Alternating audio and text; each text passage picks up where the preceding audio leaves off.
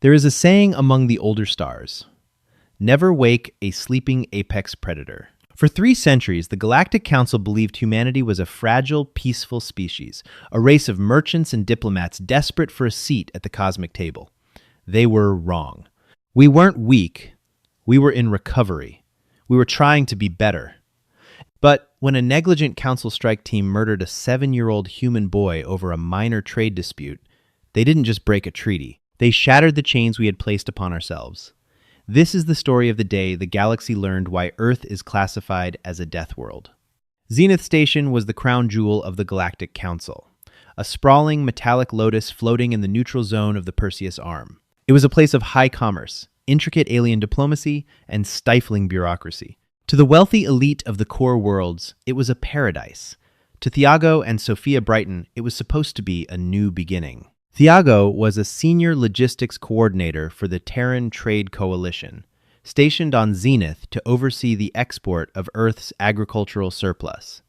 Sophia, an architect, had spent the last 2 years designing the first human-centric habitat on the station. They had brought their 7-year-old son, Lucas, a boy with a profound fascination for the myriad of alien species that walked the promenade. Lucas knew the names of a dozen alien homeworlds before he could spell his own middle name. The incident occurred on a cycle the station designated as High Market. The promenade was packed.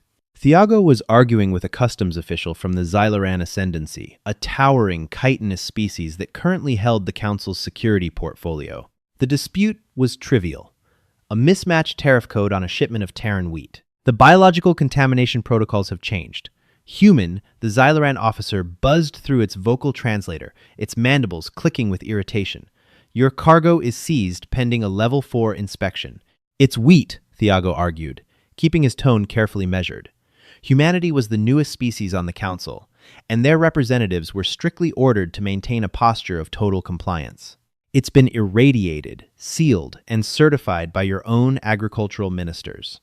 My son and wife are waiting for me. Can we just file the addendum? A few meters away, Sophia was holding Lucas's hand. The boy was pointing excitedly at a passing merchant from the oceanic world of Thalassa. What happened next was a cascade of tragic, bureaucratic arrogance. A localized riot broke out further down the promenade, a violent clash between 2 rival mercantile guilds from the outer rims. The Xyloran security forces, trained to handle thick-skinned, heavily armored species, responded with standard crowd control protocols. They deployed a perimeter of sonic pacifiers, heavy, tripod-mounted cannons designed to emit a concussive shockwave that paralyzed the nervous systems of larger, denser beings. The Brightons were caught on the wrong side of the deployment line. "Wait!" Thiago shouted, seeing the Xyloran troopers engaging the heavy weapons. "There are non-combatant species here! Humans don't have carapace armor!" The commanding officer, a Xyloran named Vale, barely glanced at him. The algorithmic protocols of council law dictated that maintaining order superseded the safety of unarmored fringe species caught in an active zone. Vael signaled the activation. The shockwave hit the promenade. For a Xyloran, it felt like a heavy, exhausting pressure. For a human adult, it was agonizing, a localized rupturing of capillaries and a deafening concussion that dropped Thiago and Sophia to the deck, blood pouring from their noses and ears. But for a 7-year-old child, whose bone density and organ resilience evolved in the moderate gravity of Earth, it was catastrophic. The sonic wave pulverized little Lucas's internal organs instantly. When the ringing stopped and the dust settled, Thiago crawled across the polished durasteel floor, his vision blurred with blood. He found his wife screaming, a silent, breathless sound, clutching the limp, broken body of their son. Lucas's blue eyes were wide, staring at the artificial sky of the station, unseeing. The aftermath was a masterclass in bureaucratic sociopathy. The Galactic Council did not apologize. They did not launch an investigation. Instead, Councillor Vale issued a standardized form of regret, classifying Lucas Brighton's death as acceptable collateral statistic 44B, a minor incident during a necessary security operation. When Ambassador Andrew Mateo, humanity's representative to the Council, demanded justice, the Council High Arbiter looked down from his podium with absolute indifference. "Humanity must understand," the Arbiter stated coldly. The galaxy is a dangerous place. Our security forces cannot be expected to recalibrate their equipment for every fragile, soft-tissued species that wanders into a high-risk zone. The child's death is unfortunate, but legally, the Ascendancy acted within the parameters of the Zenith Accords. Case closed. They thought that would be the end of it. They thought the humans would weep, file their grievances, and retreat to their corner of the galaxy, too weak and dependent on council trade to do anything else. They didn't know that on Earth, Thiago Brighton was carrying a tiny mahogany casket through the pouring rain of Arlington. And they didn't know that humanity's peaceful demeanor wasn't a biological trait. It was a mask. For 72 hours following the council's dismissal, Earth did absolutely nothing. There were no further protests, no fiery speeches on the floor of the Galactic Senate, no trade embargoes announced. To the Xylarans and the rest of the council, this was proof of human cowardice.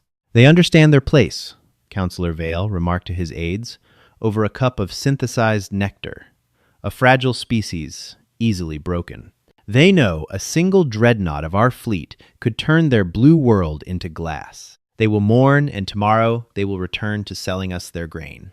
But the silence from Sector Sol wasn't the silence of submission. It was the silence of a hammer being drawn back. Deep beneath the Appalachian Mountains, in a bunker that hadn't seen use since the chaotic unification wars of the 22nd century, President Andrew Mateo sat at the head of a massive obsidian table. He was no longer dressed in the soft silks of a diplomat. He wore the stark black uniform of the Terran commander-in-chief. Across from him sat Tiago and Sophia Brighton. They looked hollowed out, ghosts of the people they had been just days prior. "The council has made its ruling," President Mateo said, his voice heavy, echoing in the cavernous room. "They consider the murder of your son to be a mathematical necessity of their law. They believe we are a weak, nascent species that has survived only by the grace of their treaties." Thiago stared at the table. His fists clenched so tightly his knuckles were white. "They looked at my boy, Mr. President. They looked at his body, and they called it a statistic." "I know, Tiago," Mateo replied softly.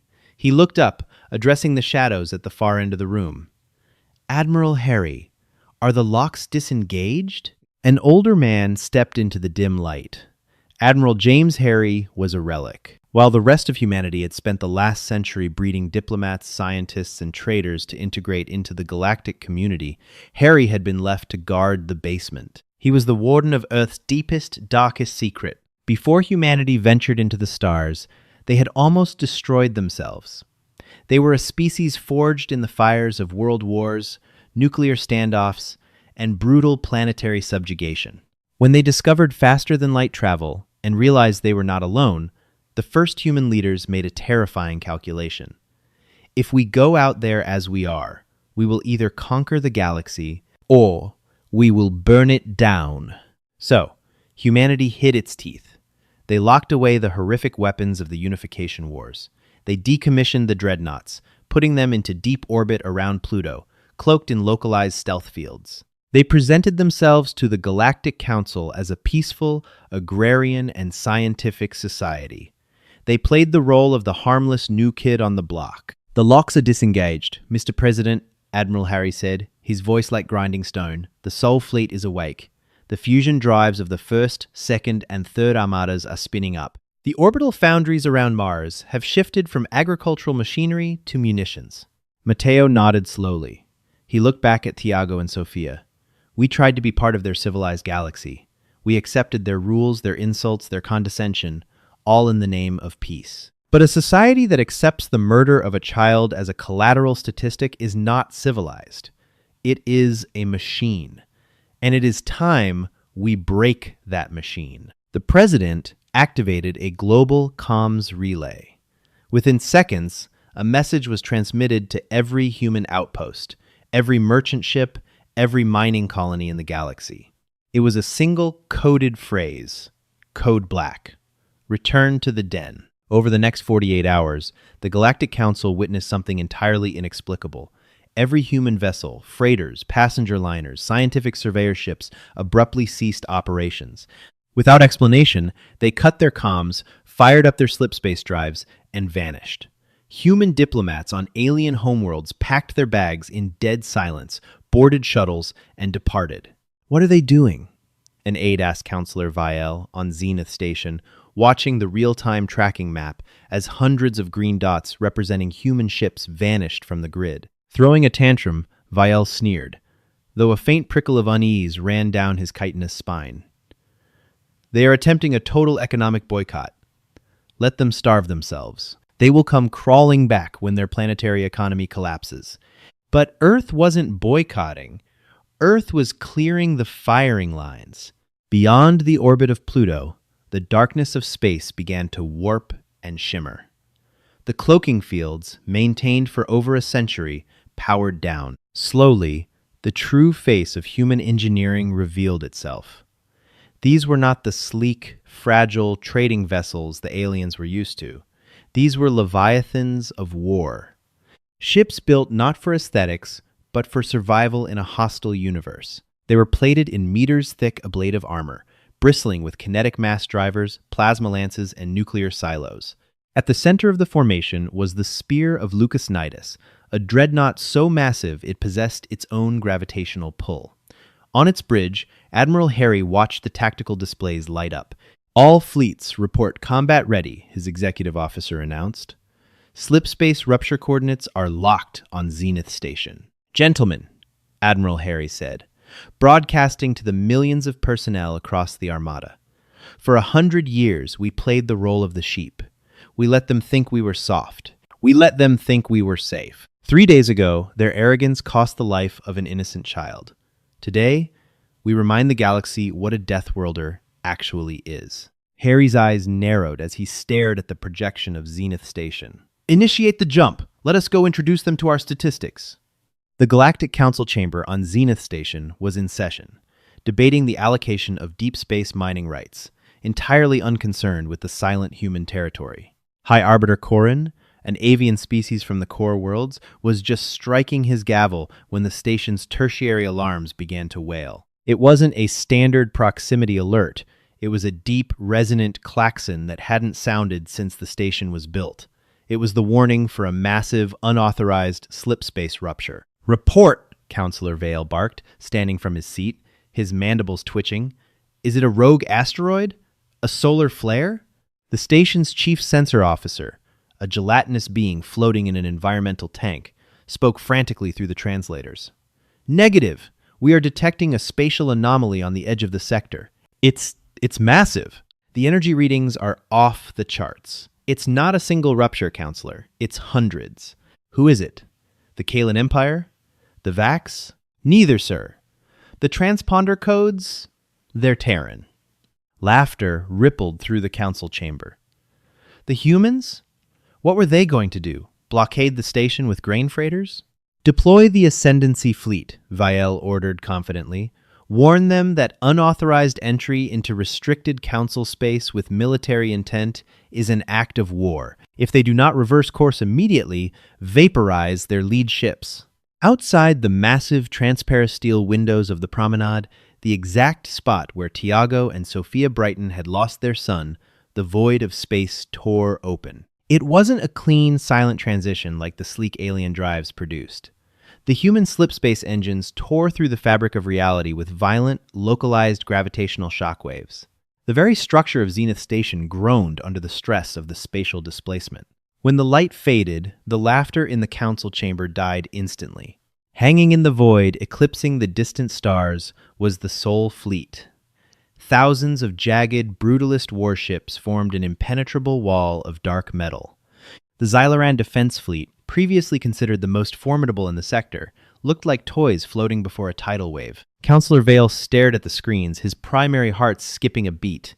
What are those? Humanity doesn't have ships like that. It's impossible." "Sir," the sensor officer stammered, its fluid tank bubbling with panic. "I am scanning their hulls. Solid neutronium-laced plating. Kinetic weapons of terrifying scale. Sir, these aren't newly built. Carbon dating on the outer hulls indicates these ships have been in deep space for over a century." The realization hit the room like a physical blow. The humans hadn't built an army in 3 days. They already had one. They had always had one. A transmission forced its way through Zenith Station's heavily encrypted firewalls, bypassing the alien security protocols in a matter of seconds. Every screen, every holovid, every personal device on the station flickered, replacing the local feed with the stern, weathered face of Admiral James Harry. Galactic Council, Harry's voice boomed over the station's public address systems, a low, predatory growl. I am Admiral Harry of the Terran United Navy.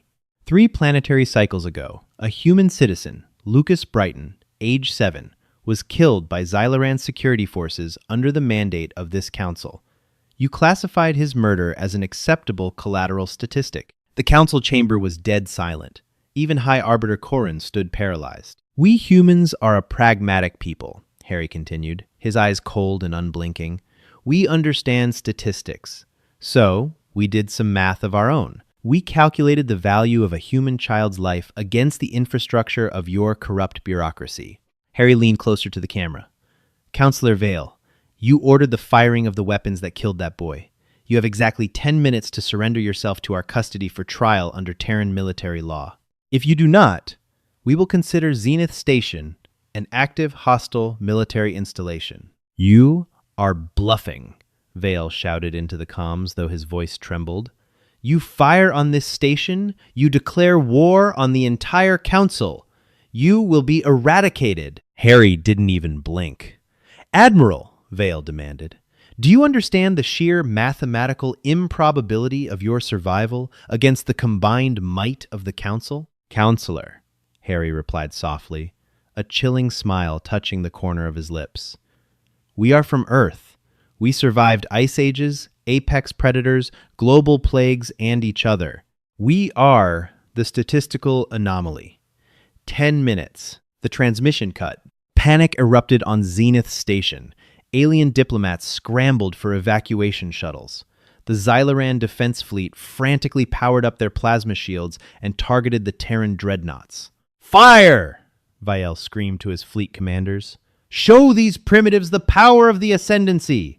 Fire everything! Hundreds of bright, searing plasma lances shot from the Xyloran cruisers, striking the hull of the Spear of Lucas Nidus. On the Council's sensors, they expected to see the human ship melt into slag. Instead, the plasma dissipated harmlessly against the thick, ablative shielding of the dreadnought. The armor was designed to withstand the heat of atmospheric re-entry on gas giants and direct nuclear strikes. The alien weapons barely scorched the paint. Aboard the Spear of Lucas Nidus, Admiral Harry watched the timer count down to 0. They have chosen their statistic, Harry said calmly to his weapons officer. Target the Xyloran defense fleet. Kinetic batteries only. Let's show them what real physics looks like. Targeting locked, sir. Fire. The human ships didn't use elegant energy beams. They used mass drivers, magnetic rails, accelerating dense tungsten slugs to a fraction of the speed of light. It was brutal, primitive, and completely unstoppable by energy shields designed to deflect plasma and lasers. The first volley from the Terran fleet didn't just damage the Xyloran cruisers, it erased them. The tungsten rounds punched through the alien energy shields as if they were wet paper, slamming into the delicate, highly engineered hulls of the Ascendancy ships. The kinetic transfer was so absolute that the alien vessels were instantly shattered into millions of pieces of shrapnel. In less than 40 seconds, the pride of the Galactic Council's security force was reduced to a cloud of expanding debris. Not a single human ship had taken critical damage.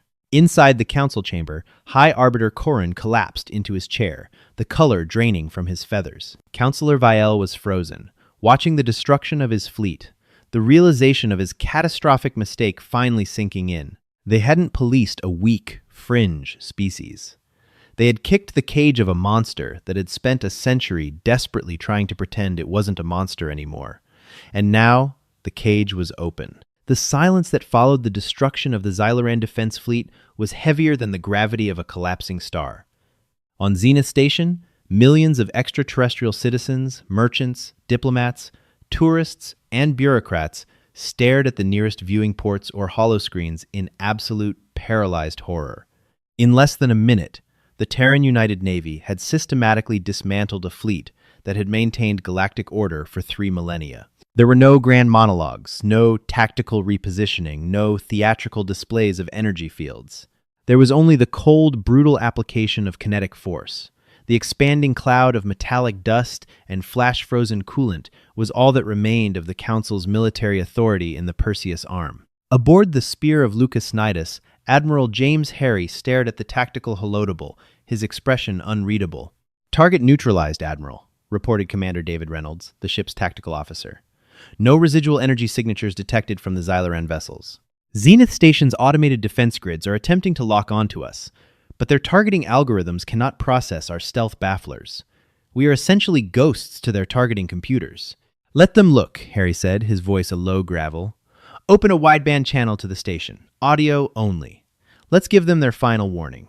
Inside the Grand Council chamber of Zenith Station, High Arbiter Korun was desperately trying to restore order. Lawmakers from 100 different worlds were screaming over one another, their various translator modules creating a cacophony of panicked alien dialects. Councillor Vale of the Xyloran Ascendancy was backed against his podium, his mandibles clicking in a frantic, irregular rhythm, a biological indicator of profound shock.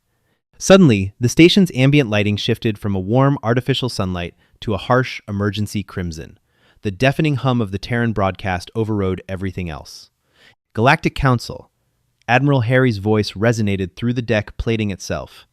"Your defensive perimeter is gone. We have isolated Zenith Station. Any vessel attempting to launch from your docking bays will be vaporized. Any automated defense battery that powers its capacitors will be neutralized. You have 5 minutes to deliver Councillor Vale to IROC 4 on the promenade. If he is not there, we are coming inside." "He can't do that!" Councillor Vale shrieked, his 4 primary arms gesturing wildly toward Arbiter Korun. "The Zenith Accords forbid planetary bombardment or station breaching without a formal declaration of war. It violates every statute of civilized engagement." "Civilized?" Korun snapped, his feathers bristling as he slammed his gavel down, cracking the marble podium. "You murdered one of their children and called it a statistic. Vael! You invoked the wrath of a Deathworld. Look out the window. Do you think they care about our accords?" "We have to deploy the internal security garrison," Vale insisted, tapping frantically on his console to summon the station's heavily armored riot police. "The Xyloran Ascendancy will not bow to unarmored, soft-tissued primitives. Lock down the blast doors. Arm the security forces. We will repel their boarding parties and hold the civilians as hostages if necessary. They wouldn't dare risk their own people." Arbiter Korun looked at Vael with a mixture of disgust and profound pity. "You still do not understand, do you? You still think you are the predator." Outside, the Terran fleet shifted its formation. Massive, blocky vessels designated as Kodiak-class assault carriers detached from the main armada and began burning hard toward the station. They didn't maneuver with the graceful arcs of alien shuttles. They slammed through the void in jagged, aggressive vectors, shrugging off the station's sporadic point defense laser fire like rain bouncing off an iron roof. "Admiral, the 5-minute deadline has expired," Commander Reynolds announced on the bridge of the Spear. "Sensors indicate internal blast doors are sealing around the council chamber. Xyloran security forces are massing at the primary airlocks." Harry nodded once. "Deploy the 1st Battalion, 5th Marines. Tell Colonel Bradley he has the green light. Execute Operation Broken Glass." From the bellies of the Kodiak carriers, hundreds of boarding torpedoes were launched. To the alien observers, it looked like the humans were firing solid missiles directly into the civilian sector. Panic reached a fever pitch as the heavy, armor-piercing pods slammed into the outer hull of Zenith Station. They didn't explode. Instead, the magnetic clamps engaged, and thermal breaching charges melted through the station's meter-thick Durasteel hull in seconds. In the promenade, a squad of 30 Xyloran security troopers, standing 7 feet tall in thick, kinetic-resistant carapace armor, leveled their plasma rifles at the hissing, red-hot ring melting into the wall. They expected a firefight. They expected soft, fleshy humans to stumble through the breach, easy targets for their searing energy weapons. The heavy, circular plug of the hull blew inward with a concussive blast, knocking the front row of Xylorans to the ground. Through the smoke, the humans emerged. But they were not the fragile diplomats the Council was used to. These were Terran Marines encased in Mark 7 Aegis heavy power armor. They stood nearly 8 feet tall, entirely enclosed in angular, dark gray ablative plating. Their visors glowed with an ominous cold blue light. They moved with a terrifying, hydraulic-assisted speed that defied their massive bulk, ignoring the heavy gravity plating of the station. The Xylaran commander roared an order, and the security forces opened fire. Plasma bolts slammed into the chest plates of the leading Marines. The thermal energy simply splashed against the human armor, absorbed by the heat sinks and dissipated into the surrounding air. "Contact front," growled Captain Wallace Jennings through his suit's external speakers, his voice heavily synthesized and terrifyingly calm. "Lethal force authorized. Clear the promenade." The Marines didn't use plasma. They used standard-issue magnetic acceleration carbines. The deafening crack, crack, crack of hypervelocity tungsten rounds echoed through the cavernous promenade. The Xylaran carapace armor, designed to absorb energy weapons and blunt force trauma, shattered like glass under the armor-piercing kinetic rounds. It wasn't a battle. It was an extermination. In less than 30 seconds, the entire Xylaran security detachment lay dead or dying. Not a single Marine had fallen. Captain Jennings stepped over the twitching body of a Xylaran enforcer, his heavy magnetic boots crunching on the pristine white tiles of the station's commercial hub. He looked around. Thousands of alien civilians were huddled in the corners of the promenade, screaming, covering their eyes, waiting for the slaughter. Jennings raised his armored hand, gesturing for his squad to halt. He activated his external translation matrix, projecting his voice across the massive room. "Terran Marines," Jennings announced, his voice booming over the cries of the crowd.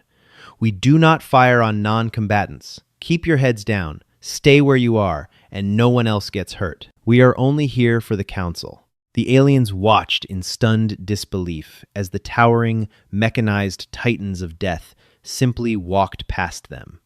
Their weapons lowered, forming an impenetrable marching column toward the central spire. They didn't loot the shops. They didn't fire indiscriminately.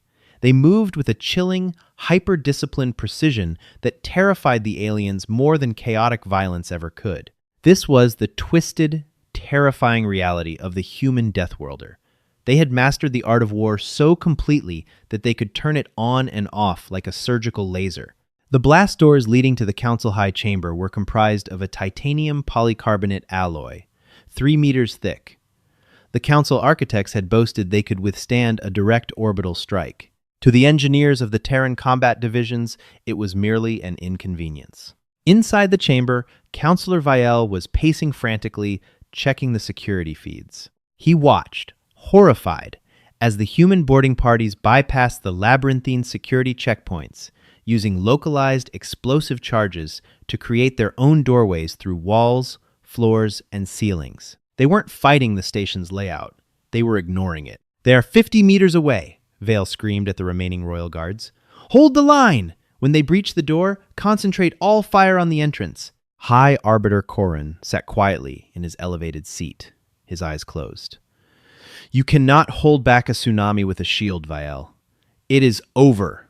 A rhythmic, heavy thudding echoed from beyond the massive blast doors, the sound of magnetic boots marching in unison. Then, silence. For 10 agonizing seconds, nothing happened. Vial's guards kept their weapons trained on the center of the door. Then, the hinges didn't melt. The door didn't blow inward. Instead, a series of high-frequency structural resonances vibrated through the chamber. The human sappers had attached seismic resonators to the locking mechanisms, vibrating the ultra-hard alloy at its exact shatter frequency. With a deafening groan, the massive titanium doors cracked down the middle and simply collapsed, crumbling into a pile of jagged shrapnel. The dust plumed into the pristine chamber. Through the haze stepped a dozen Terran Marines, their weapons raised and locked onto every armed guard in the room. Laser sights danced across the chests of the Xylaran defenders. "Drop your weapons," a Marine ordered, his voice echoing through the silent room. One panicked Xylaran guard twitched, his finger tightening on the trigger of his plasma rifle. Before the weapon could even hum to life, 3 kinetic rounds struck him center mass, throwing him backward over the legislative benches. The rest of the guards instantly dropped their weapons, falling to their knees, their manipulators raised in surrender. The Marines parted, creating an aisle through the center of the chamber. From the back of the formation, stepping over the ruined blast doors, came Admiral James Harry. He was not wearing power armor. He wore the crisp, black dress uniform of the Terran Navy, his chest adorned with ribbons from wars the galaxy didn't even know existed. He walked slowly, his hands clasped behind his back, taking in the grand, terrified assembly of the Galactic Council. He looked up at the towering ceiling, then down at the alien delegates cowering in their seats. "Such a beautiful room," Harry said softly, the translation matrix carrying his voice to every ear. "You make such grand, sweeping decisions in here. Decisions about the lives of billions. Decisions about who matters and who is merely a statistic." Harry stopped at the base of the central podium, looking directly up at High Arbiter Corrin. The avian alien swallowed hard, gripping the edges of his desk. "Admiral Harry," Corrin began, his voice trembling despite his best efforts to maintain diplomatic composure. We recognize the strength of your fleet. We are prepared to offer reparations, financial compensation for the family, trade concessions, a seat on the inner circle." Harry didn't smile. He didn't blink. "You misunderstand the nature of our visit, Arbiter. We didn't come here to negotiate a better trade deal. We came to rewrite the rules of your universe." Harry turned his gaze toward Counselor Vale, who was shrinking back against the marble steps, his mandibles quivering. "Counselor Vale," Harry said, his voice dropping an octave, carrying the lethal weight of absolute authority. 3 days ago, you classified Lucas Brighton's death as acceptable collateral statistic 44B. I am here to inform you that the Terran United Government rejects your mathematics. Harry signaled to the Marines. 2 towering armored soldiers stepped forward, grabbing Vael by his upper appendages. The Xyloran shrieked, struggling uselessly against the hydraulic grip of the human power armor. "You have no jurisdiction!" Vael screamed, his voice cracking. "I am a sovereign representative of the Ascendancy! You cannot do this!" "Watch me," Harry replied coldly. He turned back to the rest of the council, projecting a holographic document from a device on his wrist. It hovered in the center of the room, glowing blood red. "This is the Soul Doctrine," Harry announced, his voice ringing with absolute finality. "As of this moment, it supersedes all Zenith Accords within 1,000 light-years of Terran space. It has one core tenet, and I suggest you all commit it to memory." The Admiral swept his gaze across the room, ensuring he had the terrified attention of every species present. "If any member of the Galactic Council, its security forces, or its affiliated governments harms a human civilian, if you spill a single drop of Terran blood through malice, negligence, or bureaucratic arrogance, we will not file a grievance. We will not seek reparations. We will bring the Sol fleet to your homeworld, and we will dismantle your military infrastructure until you are thrown back to the Stone Age. We will salt your skies with orbital fire." The silence in the room was absolute. The delegates realized they weren't dealing with a civilized political body. They were dealing with a highly organized pack of apex predators who had just established the boundaries of their territory. "We tried to be the gentle merchants," Harry continued, his tone softening just a fraction, hinting at the profound sorrow beneath the rage. "We hid our fangs because we knew how sharp they were. We wanted to be better than our history. But you demanded the Deathworlders. So, here we are." Harry turned on his heel, his dress shoes clicking sharply on the marble floor. "Take him to the brig," he ordered the Marines, holding Vale. "He will stand trial in Arlington, Earth, and he will face a human jury." "Admiral," Arbiter Corrin called out, his voice desperate, "what of the Ascendancy? What of our treaties?" Harry paused at the ruined threshold of the doors, looking back over his shoulder. "Your treaties are void. The Ascendancy fleet is dust. Pray we do not find any more errors in your paperwork, Arbiter." With that, the Terran forces withdrew. They moved with the same terrifying, disciplined silence with which they had arrived. They didn't linger to gloat. They simply marched back to their dropships, leaving the Galactic Council broken and forever changed. 6 weeks later, on a quiet, rain-slicked afternoon in Arlington, Virginia, Tiago and Sophia Brighton stood beneath a sprawling oak tree. The air was cool, the sky a bruised purple. Beneath the tree was a small headstone, carved from black marble. Lucas Brighton, beloved son, he loved the stars. Tiago held Sophia's hand, staring down at the fresh earth. The galaxy had been turned upside down. The news networks were flooded with endless reports of the Galactic Council capitulating to Terran demands. Alien ambassadors were bending over backward, rewriting their safety protocols, terrified of inciting the wrath of the Sol Fleet.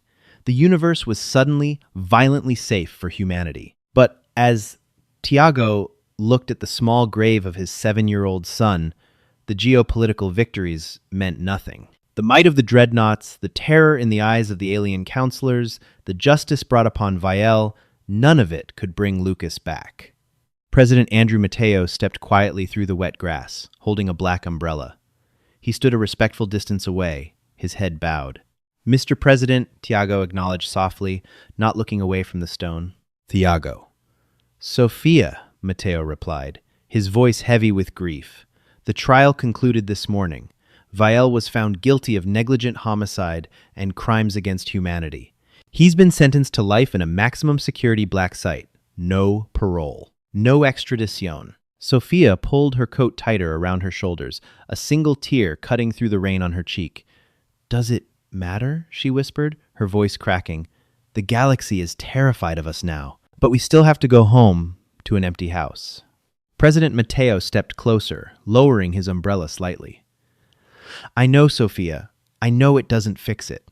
The universe is a cruel, chaotic place, and we paid the highest possible price to learn that lesson. But I promise you this."